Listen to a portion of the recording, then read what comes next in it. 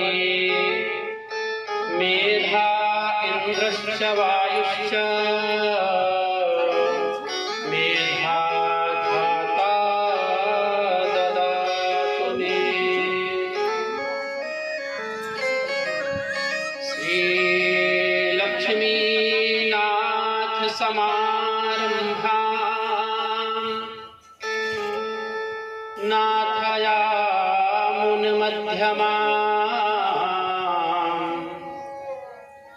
अस्मदाचार्यपर्यन्ताम् वन्दे श्रीगुरुपरम्पराम्। यो नित्यमच्युतपदाम् भुजयुग्मरुकम् व्यामोहतस्तदितराणि त्रिणाय मेने।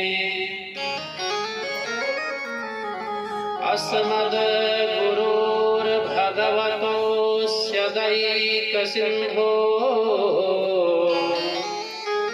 रामानुजस्य चरणौ शरणं प्रपद्ये। सर्वस्वरूपे सर्वेशे सर्वशक्तिसमन्विते भयभ्यस्त्राहिनो देवी दुर्गे देवी नमोऽस्तुते। शरणागतदीनार्तो परित्राणपरायणे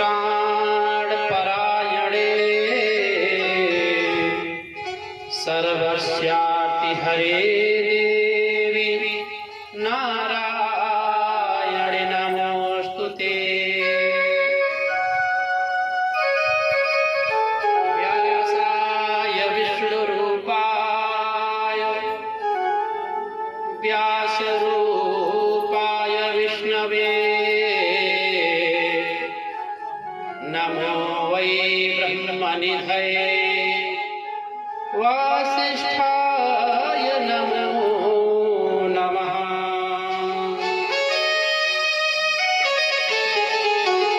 व्यासं वसिष्ठनप्तारं शक्तिः पौत्रं कलमसं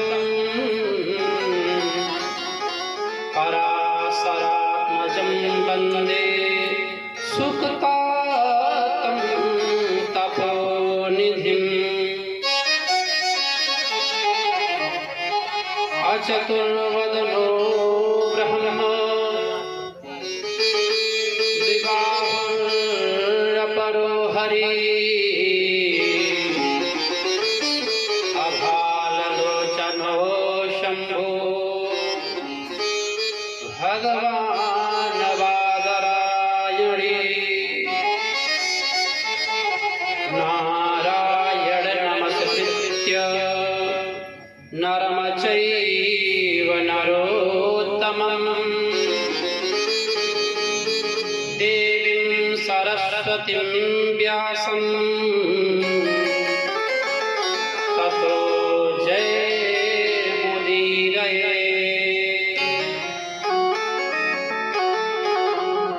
ऋग्यजुः सामरूपाय वेदाहरणकर्मणे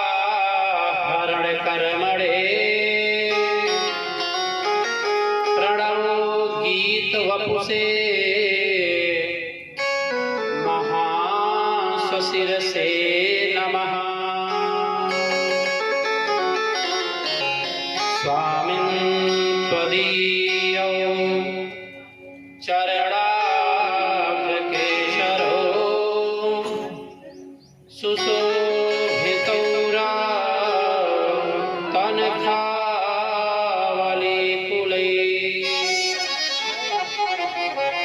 मुहुरमुहुरयो विकराभिलालितौ पुनः पुनः कान्तिमन्मधोव्रत। बोलिए अम्बे मातु की जय हो। जगत जननी जगदम्बिका की जय हो। पराम्बा जगदम्बा की वैष्णवी भवानी की जय हो। श्री काशी विश्वनाथ सरकार की जय हो। राजा रामचंद्र की जय हो। धमसा माता की जय हो। ललिता पराम्बा की जय हो। त्रिपुर सुंदरी माता की जय हो। जय जय श्री राधे श्याम।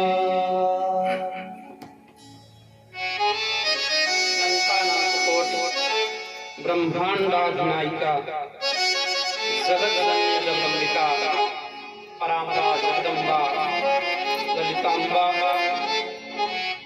त्रिपुर सुंदरी माता भगवती के श्री चरणों श्री अंगों में प्रणाम करते हुए श्रीमद् देवी भागवत सप्ताह ज्ञान यज्ञ के प्रथम दिवस और मंगलमय कथा में हम समस्त भक्त एकत्रित हुए हैं। आज से पावन नवरात्र का मंगलमय पर्व प्रारंभ हुआ है और यह परम सौभाग्य का विषय है कि आपके गांव में प्रतिवर्ष भगवान का कथा होता है और इस वर्ष माता जगत जननी का मंगलमय देवी भागवत कथा श्रवण करने का शुभ अवसर हम लोगों को प्राप्त हुआ, जिसका श्रेय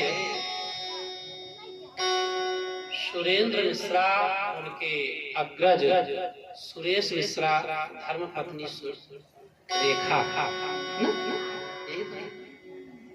इस बार यजमान बनने का शुभ अवसर प्राप्त हुआ। लेकिन आप हमको देख नहीं रहे हैं। यहाँ से यजमान और वक्ता के एक दोनों के सामने होना चाहिए। आप हमको देख नहीं रहे हैं तो कथा तो हम आपको श्रवण कराएंगे ना। आप ऐसे स्थान पर बैठिए जहाँ से हम आपको देख सके। जब नजर से नजर मिलेगा तभी कुछ होगा। तो आप ऐसे स्थान पर आसन लीजिए कि आप हमको देखें, हम आपको देखें और समग्र परिवार महामाया के महतो मही कृपा से मंचस्थ आचार्य वृंद हमारे पार्श्व में उपस्थित संगीतज्ञ महानुभाव जो जगत जननी जगदम्बिका के मंगलमय लीला में लीला कथा को सुंदर तरीके से सुसज्जित करने के लिए मंच पर मंचस्थ हैं और कर्मकांड जगत के महान सूर्य की तरह प्रभासमान आचार्य वृंद जो माता जी का मंगलमय नवाड़ मंत्र जपते हुए देवी भागवत जी का मंगलमय पाठ कर रहे हैं। तो जैसे कहा गया है किसी कार्य को करने से पहले माता जी का मंगलमय नाम स्मरण किया जाए, क्योंकि मन और वाणी को भैया पवित्र करने के लिए माता जी का मंगलमय नाम लिया जाएगा। उसके बाद यथागत यथामत के अनुसार हम लोग कथा श्रवण करने के लिए चलेंगे वहीं जहां सभी जाते हैं, जहां पर सभी पुराणों की कथा होती है। कौन सा स्थान पता है? प्रतिवर्ष कथा आप लोग श्रवण करते हैं। 18 पुराणों की कथा पर कथा जहां पर हुआ कौन सा स्थान है?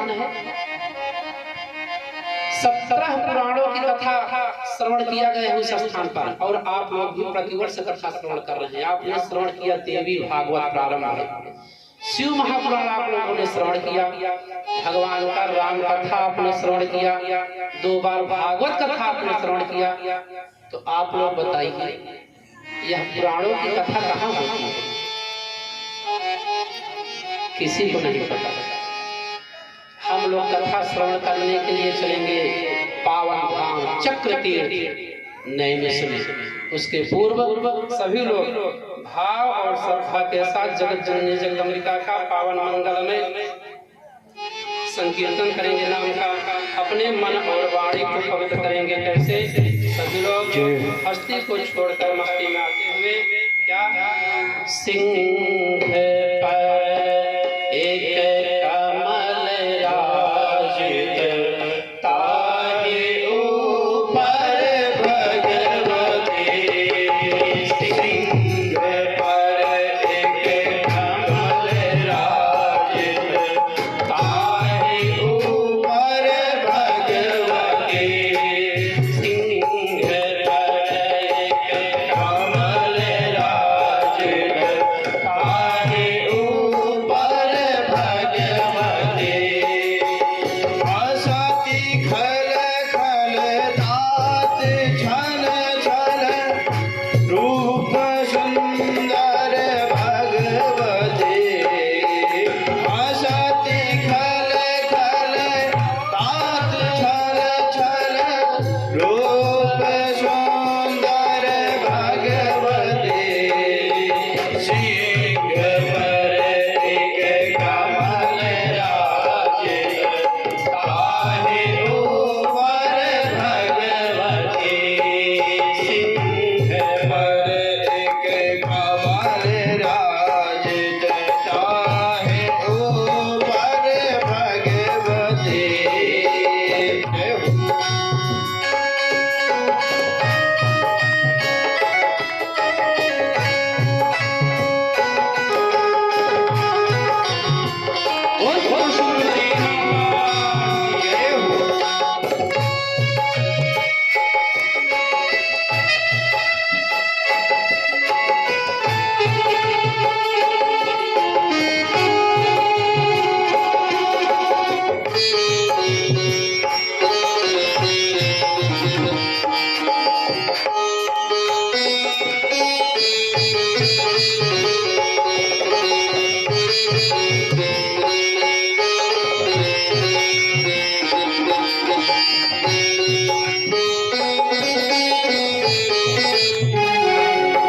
शंख गहि गहि चक्र गहि गहि खड्ग गहि जगतारणे,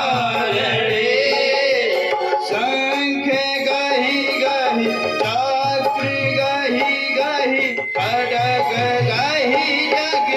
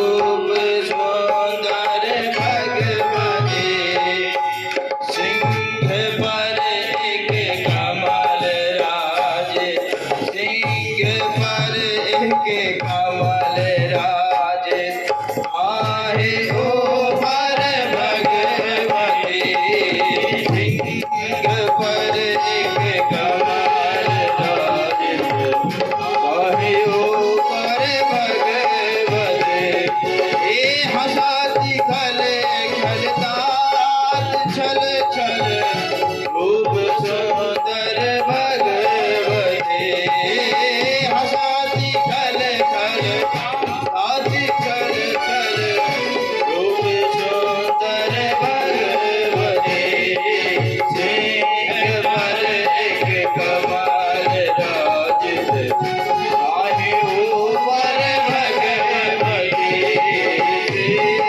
पर एक कमाल राजित आहे ऊपर भगवती सिंह पर एक कमाल राजित आहे ऊपर भगवती आहे ऊपर भगवती आहे ऊपर भगवती। बोल अम्बे मातु की जय हो, जगत जननी जगदम्बिका की जय हो, वैष्णवी भवानी की जय हो, जय जय श्री राम श्रीलो या सर्गरूपा जगदवन विधो पालनीया चरौद्री संहारे चाप्यस्य जगदिदमखिल क्रीडनं या पराख्या पश्यन्तीं मध्यमाथो तदनु भगवती वैखरी वर्णरूपा सास्मद्वाचं प्रसन्ना विधिहरगिरिसा राधिकालं करोतु राधिकालं करोतु। आइए अब हम सब मिलकर नैमिषारण्य तीर्थ के पावन स्थल पर चलते हैं, जहाँ पर सुमुत जी महाराज के द्वारा 88,000 ऋषियों को देवी भागवत कथा श्रवण कराया गया। अभी तक आप सबने भागवत कथा श्रवण किया, शिव महापुराण श्रवण किया और आज देवी भागवत प्रारंभ हो गया। अच्छा, कितने लोग इसमें देवी भागवत श्रवण किए? कोई है जो श्रवण किया? कोई नहीं श्रवण किया देवी भागवत। 18 पुराणों में सर्वश्रेष्ठ उपमा देवी भागवत दी है, सबसे श्रेष्ठ, क्योंकि ये तो जगत जननी जगदम्बिका का है, माता जी का प्रदान किया गया है। 17 पुराण की कथा नैमिषारण्य में हुआ था। कितना? 17 पुराण। वहां पर कथा हमेशा चलता रहता है। और एक पुराण की कथा नैमिषारण्य में नहीं हुआ, वो पुराण श्रवण कर चुके हैं पहले। तो आप बताइए वह कौन सा पुराण है? वह है शिव महापुराण, जो कथा हम लोग पिछले वर्ष श्रवण किए। वह शिव महापुराण की कथा कहाँ पर हुआ था? जब नैमिषारण्य में नहीं हुआ, वह कथा हुआ कहाँ? अभी 1 साल पहले आपने कथा श्रवण बताया गया था। शिव महापुराण की कथा प्रयागराज के संगम तट पर हुआ था, वहां पर हुआ। प्रयागराज में यज्ञ हुआ और उस यज्ञ में शिव महापुराण की कथा संतों को श्रवण करवाया गया। और जितने 17 पुराण थे सभी की कथा नैमिषारण्य। हमेशा कोई न कोई सत्र चलता रहता है नैमिषारण्य में, और वहां पर किसी कथा का समय सुनिश्चित नहीं है कि 7 दिन में इसको खत्म करना है, 9 दिन में देवी भागवत वहां पर चल रहा है, चलने दे। सत्र चलता है, सत्र मतलब जब वो स्वतः खत्म हो जाए, विश्राम होता है, कथा भगवान का खत्म नहीं होता है। और देवी भागवत के पहले दिन की कथा में हम लोग श्रवण क्या करेंगे? देवी भागवत का महात्म्य, क्योंकि जब तक हम महिमा नहीं जानेंगे तो हमारी प्रीति नहीं होगी। प्रीति मतलब जैसे कि अब जिस विषय में हमको जानकारी ना हो तो हम कैसे जानेंगे क्या है? अभी आपके द्वार पर आपके जिले का डीएम आकर खड़ा हो जाए और दरवाजा खटखटाए, भैया राजेश जी दरवाजा खोल दीजिए या सुरेंद्र जी दरवाजा खोल दीजिए, तो आप भी साधारण सा वार्ता करेंगे। लेकिन यदि कोई बता दे भैया आपके जिले के डीएम साहब आपके दरवाजे पर खड़े हैं, तब तो आप जल्दबाजी में अच्छे से उनके लिए व्यवस्था करेंगे, बैठने उठने की, जल जलपान की व्यवस्था किया जाएगा। उसी प्रकार देवी भागवत महापुराण में 5 अध्याय, कितना 5 ले आकर जोड़ दिया गया। ये महिमा है, और ये महिमा कहाँ से आया? एक पुराण है जिसका नाम है स्कंद पुराण।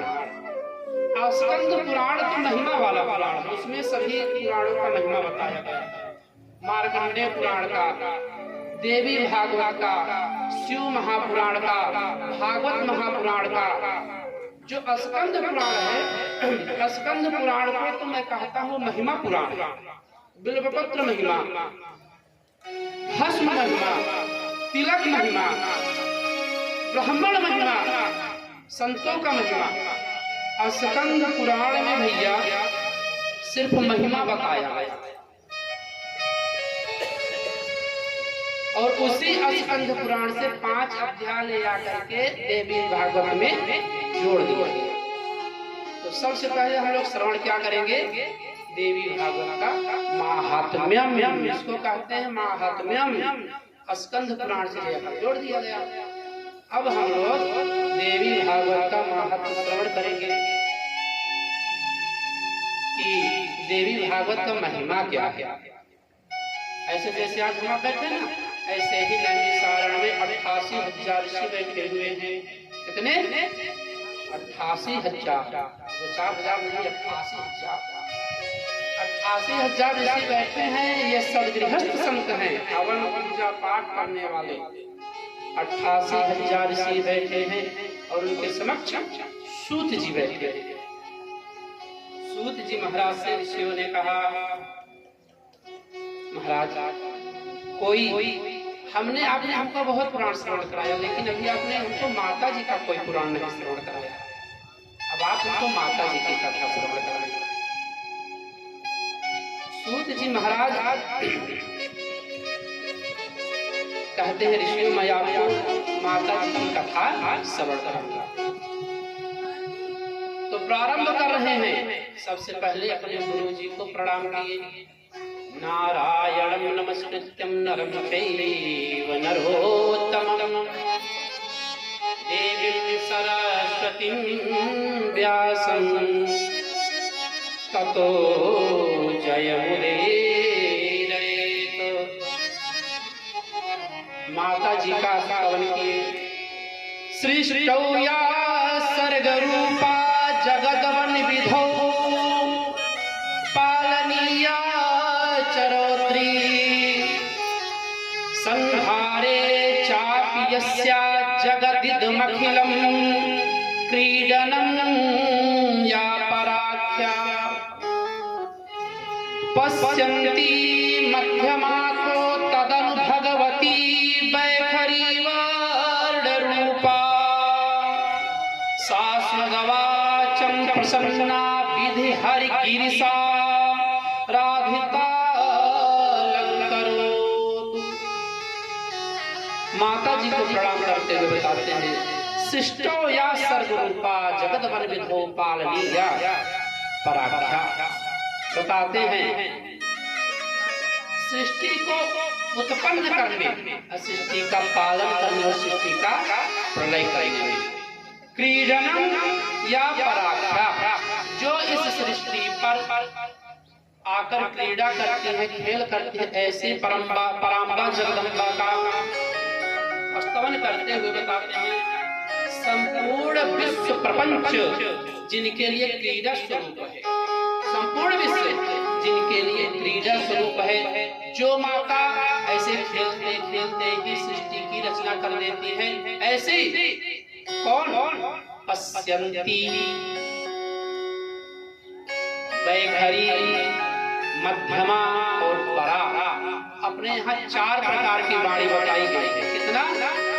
पश्यन्ति वाणी। पश्यन्ति वाणी होती है कि जो वाणी हम और आप अपने मन में सोचे, मन में सोचे और बाहर निकाले ना, यह कौन सी वाणी है? पश्यंती। सभी लोग ऐसा करते हैं, मन में सोचते हैं लेकिन बोलते नहीं, तो इसको कहते हैं पश्यंती वाणी। और एक वाणी और है जिसका नाम है वैखरी। वैखरी यस्य रूपा, जो चारों प्रकार के वाणियों पर राज करने वाली है पराम्बा, तो होता है वैखरी। वैखरी वाणी क्या होती है कि खुदे बोलो खुदे सुनो, बगल वाला भी ना सुन पावे, इसी को कहते हैं वैखरी वाणी। और कुछ लोग होते हैं खुदे बोल के खुदे सुन लेते हैं, पास वाला पूछे तो भैया कुछ बोले, कहीं नहीं, कुछ नहीं बोले, हम तो कुछ बोले ही नहीं, तो वो होती है वैखरी वाणी। खुद बोल लीजिए खुद सुन लीजिए, तो कितना हुआ? परा, वैखरी और पश्यंती। और एक वाणी है परा वाणी, होती है दिव्य आत्माओं से बात करने के लिए, समाधि लगा कर बैठे गए और अंदर अंदर वार्तालाप हो रही है, उसको कहते हैं परा वाणी। साधु संत महात्मा योगी इस वाणी का प्रयोग परमात्मा से बात करने के लिए, दिव्य आत्माओं से बात करने के लिए उपयोग में लाते हैं, इसको कहते हैं परा वाणी। और एक हुआ मध्यमा, मध्यमा वाणी। अब बताइए मध्यमा वाणी क्या है?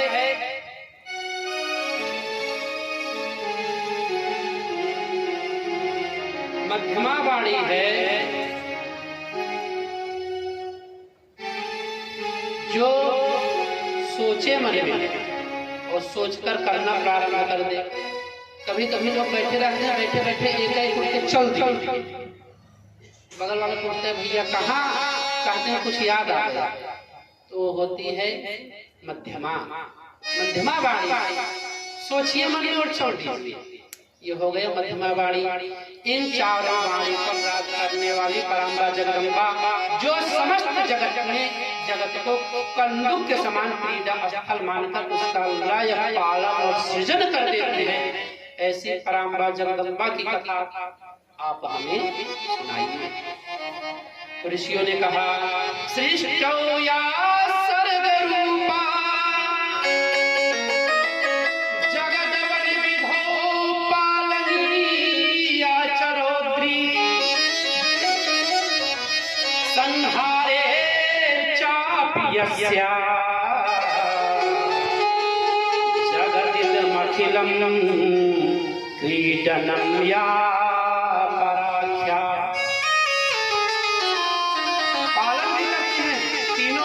कौन कौन? सृष्टो या सर्ग रूपा, सृष्टि का सृजन करने वाली सर्ग रूपा, सृजन करने वाली महामाया जगत जननी लक्ष्मी। लक्ष्मी जी सृष्टि का सृजन करती हैं। सृष्टो या सर्ग रूपा जगत वन विधौ पालनीया चरोद्री। और इसका पालन पोषण कौन करता है? महालक्ष्मी, महासरस्वती। और बताए संहार रौद्री, माता रौद्री इस सृष्टि का लय कर देती है। जब उनकी इच्छा भर गई तो सृष्टि का लय कर। पालन, सृजन और लय। सृजन मतलब होता है निर्माण, पालन मतलब होता है देख रेख करना, और लय मतलब प्रलय कर देना। तो महाकाली, महालक्ष्मी, महासरस्वती मिलकर इस सृष्टि का सृजन करती हैं, पालन करती हैं और लय करती हैं। आज ऋषियों ने कहा गुरुदेव आपने हमको बहुत कथा सुनाया, हमको आपने प्रेमपत्र की महिमा सुनाया, आपने हमको भस्म महिमा सुनाया, आपने हमको शिव पुराण सुनाया, लेकिन अभी मेरी इच्छा है कि आप हमको माता जी की कथा श्रवण कराएं। शिवस्य चरितं दिव्यं भस्म रुद्राक्षयोस्तथा सेतिहासं च माहात्म्यं श्रुतं तौ मुखाम्बुजात्।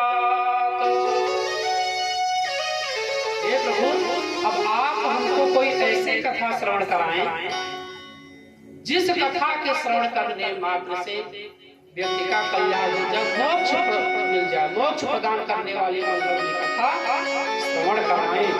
तो ऋषियों ने प्रश्न कर दिया, सूत जीव समावहविर यष्टं श्रावयसि नः तथा मनोहरा पुण्या व्यास शिष्य महामते। 88,000 ऋषियों का प्रतिनिधित्व कर रहे हैं सौनक जी महाराज। अगर अभी 88,000 ऋषि उठ कर प्रश्न करने लगे तब तो प्रश्न कथा हो गया, कथा कहाँ होगा? 88,000 ऋषियों का नेतृत्व कर रहे हैं कौन? सौनक जी महाराज। एक ऋषि है सौनक, वयोवृद्ध हैं, उम्र में सबसे बड़े हैं। 88,000 ऋषियों की तरफ से खड़े होकर सूत जी महाराज। अब आप हमको कोई ऐसी कथा श्रवण कराएं, सूत जीव समावहवीर यष्टं श्रावयसि नः तथा मनोहरा पुण्या व्यास शिष्य महामते।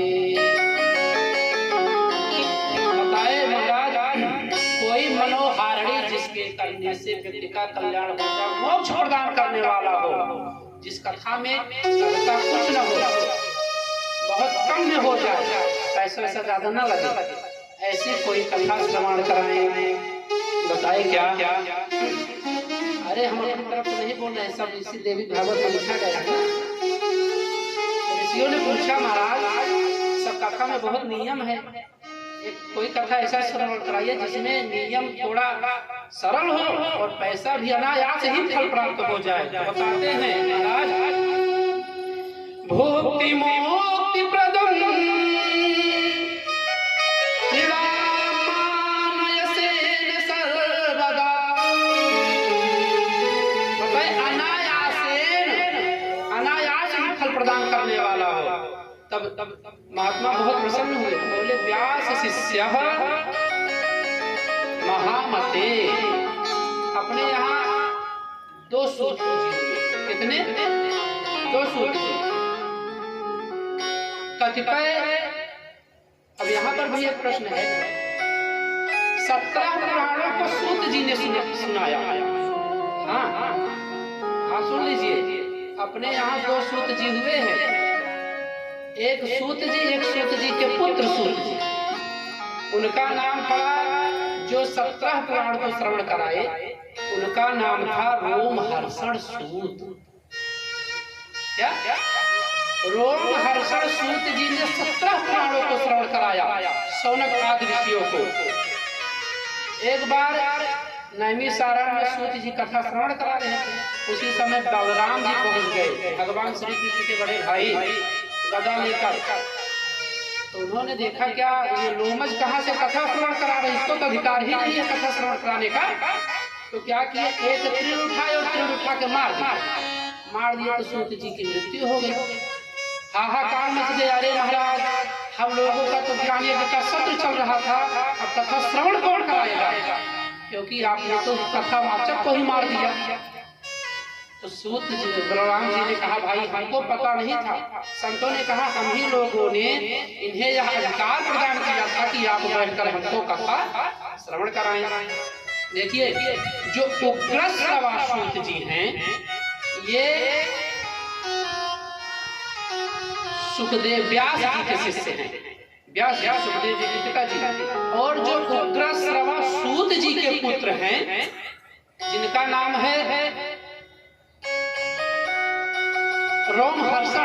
रोमहर्षण सूत जी, जो हैं ये व्यास जी के शिष्य, और जो उग्रश्रवा सूत हैं ये सुखदेव जी के शिष्य हैं। पिताजी के शिष्य और पुत्र के शिष्य। बलराम जी मारे एक तिनका और सूत जी सिधार गए, भाई शरीर छोड़ दिए। हाहाकार मच गया, संतों ने कहा महाराज आपने तो अनर्थ कर दिया, अब हमारा यह जो यज्ञ सत्र यज्ञ चल रहा है, तो सत्र पूर्ण कैसे होगा। क्योंकि संकल्प लेने के बाद यदि कोई यज्ञ पूरा ना हो तो दोष लग जाता है। तब बलराम जी ने कहा, देखिए भैया, हमको पता तो था नहीं, हमको लगा इस लोमश को कौन व्यास गद्दी पर बैठा दिया, इसलिए हमसे अपराध हो गया। लेकिन शास्त्र ने कहा है, आत्मा वही पुत्र उत्पन्ना इति वेदानुशासनम्। शास्त्र ने कहा, आत्मा वही पुत्र उत्पन्ना, अपनी आत्मा ही आत्मज कहा जाता है ना, पिता का आत्मा ही पुत्र के रूप में जन्म लेता है। शास्त्र ने कहा, आत्मा वही पुत्र उत्पन्ना इति वेदानुशासनम्। इसीलिए पुत्र का एक नाम होता है आत्मज। आत्मज कहा जाता है ना, देखिए कांड में लिखा रहता है आत्मज। तो इसीलिए बलराम जी ने कहा कि ऋषियों, वेद में कहा है कि पिता की आत्मा ही पुत्र के रूप में आती है, इसलिए अब जो ये रोम हर्षण सूत जी हैं, इन्हीं के पुत्र उग्र श्रवासूत जी आपकी कथा को जोड़ कराएंगे। तो उस समय कथा कौन सी चल रही थी भैया? उस समय नैमिषारण्य के पावन धाम में भागवत जी की कथा श्रवण हो रही थी, इसीलिए 17 पुराणों के कथा को रोम हर्षण सूत जी ने श्रवण कराया। लेकिन जो भागवत कथा हुआ उसको उग्र श्रवासूत जी ने श्रवण कराया। तो आज ऋषियों ने कहा, प्रभु कृपा करके अब आप हमको कथा श्रवण कराएं। तब सूत जी महाराज बोलना प्रारंभ किए। सूत जी ने कहा, वाह वाह वाह, बहुत सुंदर प्रश्न आपका है।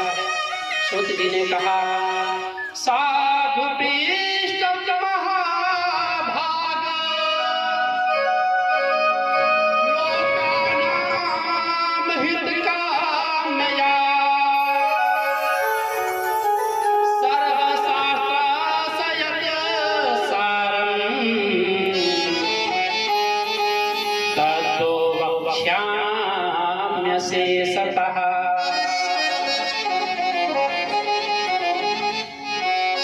सूत जी ने कहा, हे महाभाग ऋषियों, आप लोगों ने बहुत उत्तम प्रश्न किया। साधु पृष्ठम महाभाग, जब कोई शिष्य विद्यालय में गुरुकुल में जब गुरु से कोई अच्छा सा प्रश्न कर देता है तो अध्यापक बहुत प्रसन्न हो जाते हैं। अध्यापक भी कहते हैं, बहुत सुंदर प्रश्न, बहुत अच्छा प्रश्न किया पुत्र, आपने बहुत अच्छा प्रश्न कर दिया। ऐसे ही आज जब शौनक ऋषि ने सूत जी से प्रश्न किया तो यह जो प्रश्न इनका था, यह प्रश्न लोक कल्याण के लिए था, किसी एक के लिए नहीं। उन्होंने कहा क्या, यही प्रश्न किया कि काम व्यवस्था में मोक्ष को प्रदान करने वाली कोई आप कथा श्रवण कराएं। तब सूत जी ने कहा, साधु पृष्ठम महाभाग लोकानां हितकामया सर्वशास्त्रस्य यतिसारम् ततो वक्ष्याम्यशेषतः। सूत जी ने कहा, ऋषियों, आपका जो प्रश्न है बहुत ही उत्तम है। मैं आपको देवी जी की मंगलमयी कथा को श्रवण कराऊंगा। तावत गर्जन्ति तीर्थानि पुराणानि कृतानि च यावन् श्रूयते सम्या देवी भागवतं नरैः। सूत जी ने कहा, ऋषियों, जब तक इस पृथ्वी पर यावत् गर्जन्ति तीर्थानि पुराणानि कृतानि च, जब तक पृथ्वी पर देवी भागवत नहीं है तभी तक समस्त तीर्थों का, पुराणों का महिमा पृथ्वी पर गर्जना करते हैं। और जिस दिन मनुष्य श्रीमद् देवी भागवत कथा को श्रवण कर लेता है, मनुष्य का जो पाप है, उसके अंदर का जो दुख है वह अध है, उसी दिन समाप्त हो जाता है। तावद गर्जन्त तीर्थानि पुराणानि व्रतानि च यावन् श्रूयते सम्यक् देवी भागवतं नरैः। अब जब ऐसे कहे तो 88,000 ऋषि सूत जी को आशीर्वाद देने लगे। अब सोचिए, श्रोता वक्ता को आशीर्वाद देने लगे। तो सूत जी ने कहा बहुत सुंदर। सूत जी और प्रसन्न हो गए, क्योंकि शास्त्र ने कहा है कि बीच बीच में कथावाचक को भी आशीर्वाद देना चाहिए। वाह महाराज, बहुत सुंदर कथा श्रवण करा रहे हैं ना, ऐसा कहना चाहिए, देना चाहिए। तो सूत जी को जब ऋषियों ने कहा महाराज आप तो बहुत सुंदर कथा श्रवण करा रहे हैं, सूत जी प्रसन्न हो गए कि आज श्रोता लोग हमको आशीर्वाद दें। सभी 88,000 ऋषि सूत जी महाराज को आशीर्वाद देना प्रारंभ कर दिए। सूत जी ने कहा, सूत सूत महाभाग वदनो वदतांबर कीदृशं तत्पुराणं हि श्रवणे चका। अब ऋषियों ने कहा प्रभु जब आप देवी जी की मंगल में कथा श्रवण करा रहे हैं तो आप अब कथा का विधान हमसे बतावें। उस कथा का विधि क्या है और कथा को कब श्रवण करें, और यह पुराण प्रभु कितने दिन श्रवण किया जाता है, और प्राचीन काल में किन किन लोगों ने इस पुराण को श्रवण किया। हम भी जाने कौन कौन पुराण को श्रवण किया। तब सूत जी कहते हैं, विष्णोरंसं मुनिर्जातः सत्यवत्यां पराशरात् विभज्य वेदांश्चतुरः शिष्यान् ध्यायात् पुरा। सूत जी महाराज ने कहा, ऋषियों हमारे गुरुदेव सत्यवती के पुत्र व्यास जी ने वेद के 4 विभाग कर दिए। एक वेद को 4 भागों में विभाजित कर दिया, और जब 4 भागों में विभाजित कर दिया तब भी व्यक्ति का कल्याण नहीं हो रहा था, क्योंकि वेद इतने कठिन हैं कि वेद को कोई पढ़ ही नहीं सकता, और वेद पढ़ने का अधिकार भी सबको नहीं है। तो वेद कौन कौन पढ़ सकता है? तो शास्त्र ने कहा, प्रत्यानाम द्विजबन्धूना वेदेष्वानधिकारिणा स्त्रीणां दुर्मेधसां धर्मज्ञानं कथं भवेत्। सूत जी ने कहा, ऋषियों जब हमारे गुरुदेव वेद के 4 भाग कर दिए, 4 भाग कर दिए, तो 4 भाग होने के बाद भी किसी का कल्याण हो ही नहीं रहा था, क्योंकि वेद इतने क्लिष्ट हैं, इतने कठिन हैं कि वेद को सब पढ़ ही नहीं सकते। और कौन ऋषियों, वेद को पढ़ने का अधिकार सबको नहीं है। तो शास्त्र में कहा किसको है? बताए, जो पवित्र धारण करने वाले को वेद पढ़ने का अधिकार प्राप्त है। जिन जिन वर्ण वालों का यज्ञोपवीत होता है वही वेद पढ़ने के अधिकारी हैं, ब्राह्मण क्षत्रिय और वैश्य। और भैया, और इनमें भी जो द्विजबंधु हैं, द्विजबंधु जानते हैं आप लोग? बंधु नहीं जानते? बंधु नहीं जानते? कहते नहीं हमारे बंधु हैं। बंधु बंधु कहीं कहीं पर भाई इत्यादि को बंधु कहते हैं, भाई हमारे बंधु हैं ना। तो बंधु, लेकिन बंधु शब्द बहुत अच्छा थोड़ी है। बंधु मतलब बहुत पति, लेकिन बंधु शब्द समझते नहीं लोग क्या है। शास्त्र ने कहा द्विजबंधु। द्विजबंधु मतलब जो शास्त्र को न मानता हो, जो यज्ञोपवीत धारण न करता हो, चाहे वो ब्राह्मण ही क्यों हो, उसे वेद पढ़ने का अधिकार शास्त्र ने नहीं दिया। अब ऐसे द्विजबंधु, ऐसे छत्र बंधु मतलब क्षत्रिय के बंधु, वैश्य बंधु ये सब पतित है। किसी को बंधु बोल दीजिए बहुत प्रसन्न हो जाते हैं, सोचते हैं बहुत अच्छा नाम है, बंधु कहते हैं। लेकिन बंधु मतलब होता है पतित। बंधु मतलब पतित, जो बहुत गिरा हुआ हो। इसीलिए साथ में कहा व्रत्यानाम द्विज बंधूनां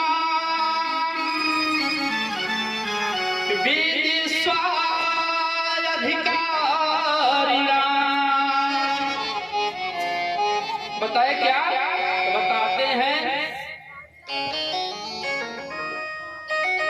अनाधिकारियों को, पतित को वेद पढ़ने का अधिकार नहीं है, चाहे वो ब्राह्मण ही क्यों ना हो।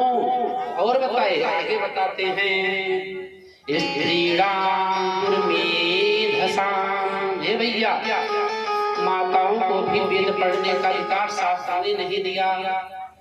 बताए क्या? स्त्रीणाम मेधसाम, चाहे वो ब्राह्मणी क्यों ना हो, ब्राह्मणी भी क्यों ना हो, उसको भी वेद पढ़ने का अधिकार शास्त्र ने नहीं दिया। तो बताए कौन कौन? तो नोट कर लीजिए, स्त्री शूद्र द्विज बंधूना। कुछ लोग कहते हैं महाराज चतुर्थ वर्ण वालों को अधिकार नहीं दिया, तो चतुर्थ वर्ण वालों को वेद पढ़ने का अधिकार नहीं मिला। अधिकार तो ब्राह्मणों को भी नहीं मिला। जो ब्राह्मण यज्ञोपवीत धारण नहीं करेगा, जो क्षत्रिय यज्ञोपवीत धारण नहीं करेगा, जो वैश्य यज्ञोपवीत धारण नहीं करेगा, वह वेद पढ़ने का अधिकारी नहीं है। इसीलिए भागवत जी में लिखा गया स्त्रीणाम द्विज बंधूनां त्रयीणां श्रुति गोचर। स्त्री शूद्र द्विज बंधु, इन लोगों को वेद पढ़ने का अधिकार शास्त्र ने नहीं दिया। सूत जी महाराज बता रहे हैं नैमिषारण्य के पावन तीर्थ में ऋषियों, हमारे गुरु जी ने वेद का 4 भाग कर लिया, और 4 भाग करने के बाद भी लोगों का कल्याण नहीं हो रहा था। तो बोले तब बोले फिर उन्होंने 18 पुराणों की रचना किया। 18 पुराणानि चकित्वा भगवान मुनि, 18 पुराणों का 17 पुराणों की रचना कर दिए, लेकिन मन में उनको संतुष्टि नहीं प्राप्त हुआ। और जब हमारे गुरु जी ने श्रीमद् देवी भागवत महापुराण का रचना किया, तब उनको संतुष्टि प्रदान हुआ। 18 पुराणानां मध्ये सर्वोत्तमं परम। 18 मतलब 10 और 8, 10 और 8 मिलाकर कितना हो गया? 18।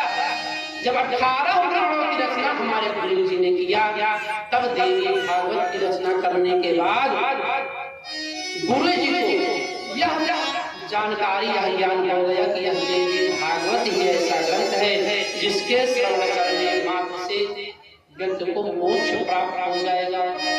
चाहे व्यक्ति देवी भागवत को श्रद्धा के साथ पूजे, चाहे पाठ करे, चाहे एक दिन पाठ करे, चाहे आधा पाठ करे, उसका फल उसको प्राप्त अवश्य होगा। बताए पितुर्दिव्यं जतिमराजा विलोक्य जन्मेजयः व्यासं मुनिं समभ्यर्च्य परामुदं वापः।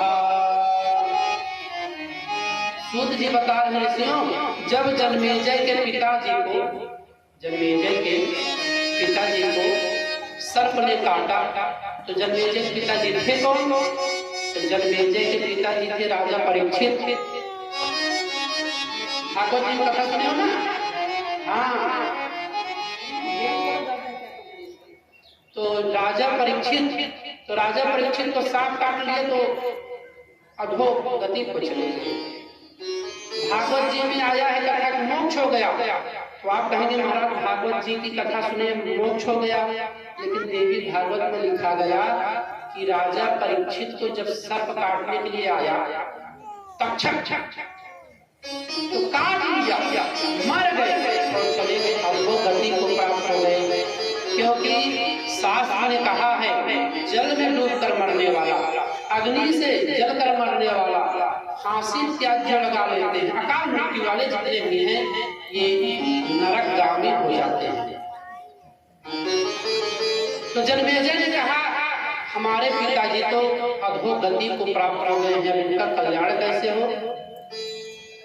तब व्यास जी ने उनको बताया, जन्मेजय अपने पिताजी के कल्याण के लिए तुम्हें देवी मत करना पड़ेगा, देवी जी का यज्ञ करना पड़ेगा।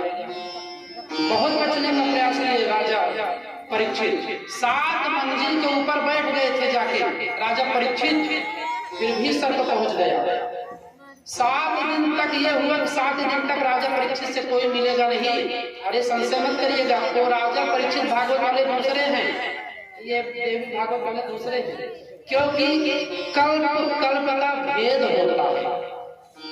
यह जो देवी भागवत कथा है ना, यह सारस्वत कल्प में लिखा गया। कौन से कल्प में? सारस्वत कल्प में। देवी भागवत की जो घटना कथा हुआ, ये परीक्षित सारस्वत नामक कल्प के थे, और जो भागवत जी के परीक्षित हैं ये पद्म नामक कल्प के थे। दोनों परीक्षित अलग है। नहीं सोचो महाराज भागवत जी में सुनाए थे 7वें दिन मोक्ष मिल गया, और देवी भागवत में बता रहे हैं कि सर्प ने काट लिया और मृत्यु हो गई। नहीं, दोनों कल्प भेद है, दोनों कथा में। कथा में संशय मत करिएगा। भागवत जी की कथा पद्म नामक कल्प में, और देवी भागवत की कथा सारस्वत नामक कल्प में हुआ। तो वो राजा जन्मेजय दूसरे, परीक्षित दूसरे, ये परीक्षित दूसरे। तो 7 मंजिलों पर राजा परीक्षित बैठ गए, सर्प हमको न काटे। लेकिन कहा गया है 7वें दिन वह तक्षक आया और राजा परीक्षित को काट दिया। कथा भी आगे हम लोग श्रवण करेंगे। और राजा परीक्षित की मृत्यु हो गई, नरक को चले गए।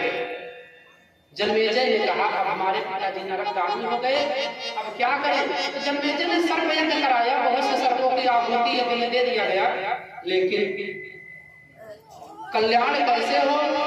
तब यही श्रीमद् देवी भागवत की कथा को सूत जी महाराज ने कहा, दिनम अर्धम तदर्धम वा,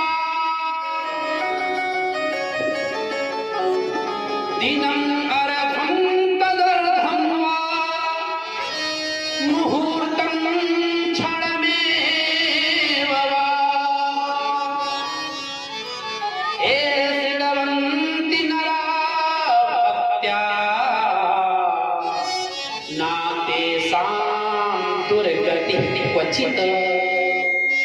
बोले क्या? बोले एक दिन सुन ले, दिनम अर्धम तदर्धम हुआ, एक दिन देवी भागवत की कथा को श्रवण करे। एक दिन, अगर एक दिन भी नहीं श्रवण कर पा रहे तब बोले तदर्धम हुआ, आधे दिन। बोले महाराज इतना समय हमारे पास में नहीं है कि हम पूरा दिन बैठ के कथा सुने। तो बोले आधा दिन तो सुन सकते हो। कहीं महाराज मान लीजिए विदेश वाले हो, हमारे पास में दुकान हो, बाल बच्चे हो, तब तो बोले अरे अगर इतना भी समय नहीं है, बोले मुहूर्तम क्षणमेव वा, एक मुहूर्त सुन लीजिए बस। यदि आप एक मुहूर्त भी देवी भागवत की कथा को श्रवण करते हैं तो बोले क्या होगा इससे?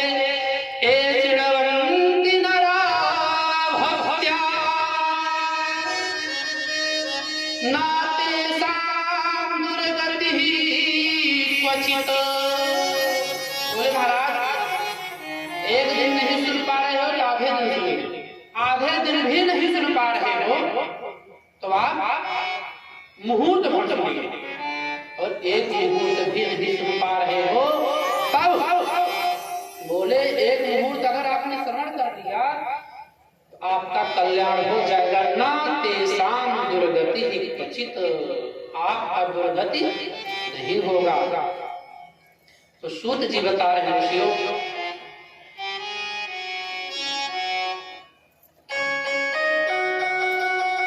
जैसे अमृत पान करे, अमृत पान करने से जो पान करता है वही अमर होगा,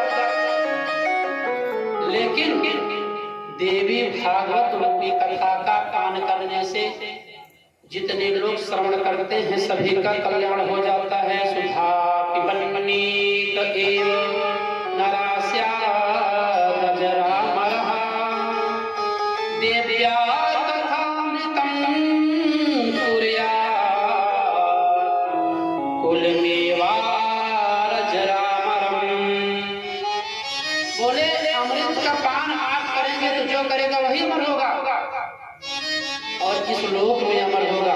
लेकिन यदि कोई व्यक्ति देवी भागवत का अमृतपान कर लेता है तो अजरामरम कुलम देव अजरामरम, वह अपने कुल को अजर अमर बना देता है। कुल को अजर अमर बना देने वाली कथा को सूत जी महाराज बताते हैं। ऋषियों, अरे कथाओं में श्रवण करने वाले, कथाओं को श्रवण करने वाले शौनक ऋषि कुशलः शौनको ब्रवीत, शौनक ऋषि ने भी बताए कथा में कौन कुशल है, तो बोले कथा सब नहीं श्रवण कर पाते। कथा जो कुशल होगा, जो बुद्धि का तेज होगा, कथा वही श्रवण करता है। बोले कुशलः शौनको ब्रवीत, कुशल बुद्धि वाला भगवान की कथा को श्रवण करता है। तो बताए प्रभु, तो क्या कथा का कोई नियम है? तो बताए हाँ, कथा का देवी मत करने का कोई नियम नहीं है, देवी जी के यज्ञ का कोई नियम नहीं है। भाव और श्रद्धा के साथ आप कभी भी देवी जी के यज्ञ को कर सकते हैं। तो ऋषियों ने कहा गुरुदेव, अब आप हमको यह बताइए कि देवी मत को कैसे और कब किया जाए। इस कथा को श्रवण कराने के लिए सूत जी महाराज ने कहा, ऋषियों अब आप लोग ध्यानपूर्वक सुनिए। आइए उससे पहले 2 बार भगवान का पावन नाम श्रवण करते हैं, उसके बाद हम लोग श्रवण करेंगे कि देवी यज्ञ का नियम क्या है, कब किया जाता है, क्या है। सभी लोग भाव और श्रद्धा के साथ बोलेंगे, श्री राधे